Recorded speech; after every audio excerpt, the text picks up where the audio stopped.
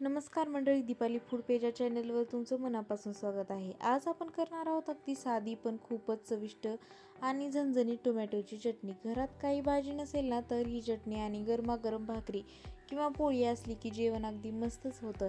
ही चटणी करायला खूप कमी वेळ लागतो आणि चव अशी लागते की एकदा खाल्ली की परत परत खावीशी वाटते। चला तर मग जास्त वेळ न घालवता रेसिपीला सुरुवात करूया। आजच्या चटणीसाठी मी अगदी साधंसुधं घरात नेहमी असणारं साहित्य घेतले बरं का।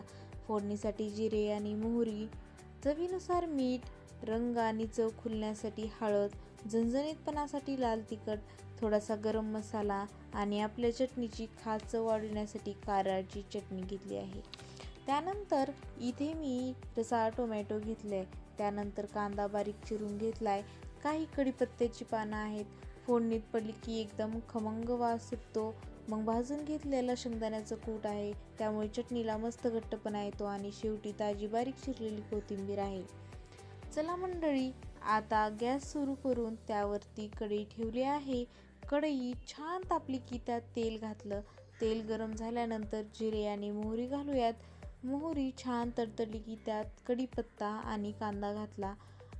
कढीपत्ता तेलात पडला की जो खमंग सुगंध येतो तोच अर्धी भूक वाढवतो। कांदा घातल्यावर तो घाईघाईने परतायचा नाही बरं का, निवांत मध्यम आचेवर परतत राहायचा आणि मध्ये मध्ये हलवत राहायचा, म्हणजे तो जो खाली लागणार नाही आणि सगळीकडून सारखा परतला जाईल। कांदा जितका छान गुलाबी रंगावर परततो तितकी चटणीची चव खुलून येते। कच्च्या कांद्याचा वास पूर्ण निघून जातो आणि त्याला हलकासा गोडसर स्वाद येतो, म्हणून हा टप्पा खूप महत्त्वाचा आहे। 2 मिनिटात काम उरकायचं नाही, थोडा वेळ द्यायचा। बघा ना, आता कांद्याचा रंग किती छान गुलाबी झाला आहे आणि स्वयंपाकघरात खूप छान वास दरवळायला लागलाय। आता यात चिरलेला टोमॅटो घालते। टोमॅटो घातल्यावर सगळं एकदा छान मिसळून घेऊया। आता यात थोडंसं मीठ घालूया, परतून घेऊयात। मीठ घातलं की टोमॅटो लवकर मऊ होतात आणि त्यांचा छान रस सुटायला सुरुवात होते। आता पुन्हा निवांत परतत राहायचं, मध्ये मध्ये हलवत राहा म्हणजे टोमॅटो खाली चिकटणार नाहीत। घाई केली ना तर टोमॅटो कच्चेच राहतात आणि चटणीची ती मस्त चव येत नाही। टोमॅटो पूर्ण मऊ घेऊन तेल एकदम सुटेपर्यंत त्यांना शिजवून घेऊया। आता टोमॅटो अगदी छान मऊ झालेत। आता यात 1 मोठा चमचा लाल तिखट घालते, त्यानंतर अर्धा चमचा हळद आणि अर्धा चमचा गरम मसाला घालते। आता हे सगळे मसाले टोमॅटोमध्ये निवांत परतून घ्यायचे। मसाले घातले की लगेच पुढचं साहित्य घालायचं नाही। 2-3 मिनिटे मध्यम आचेवर परतलं की मसाल्यांचा कचवटपणा निघून जातो आणि त्यांचा खमंग स्वाद तेलात परतला जातो।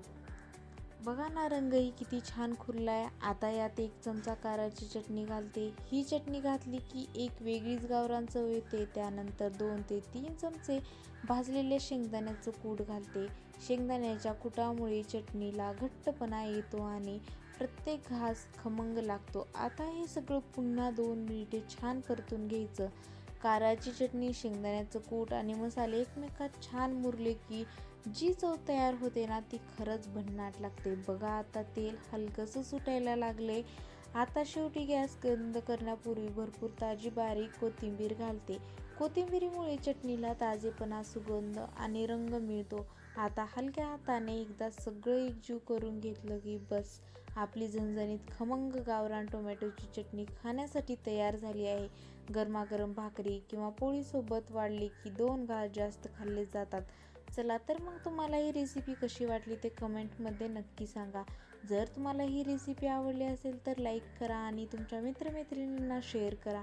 अशा सोप्या आणि गावरान रेसिपीसाठी माझ्या दीपाली फूड पेज या चॅनलला सबस्क्राईब करायला विसरू नका। धन्यवाद।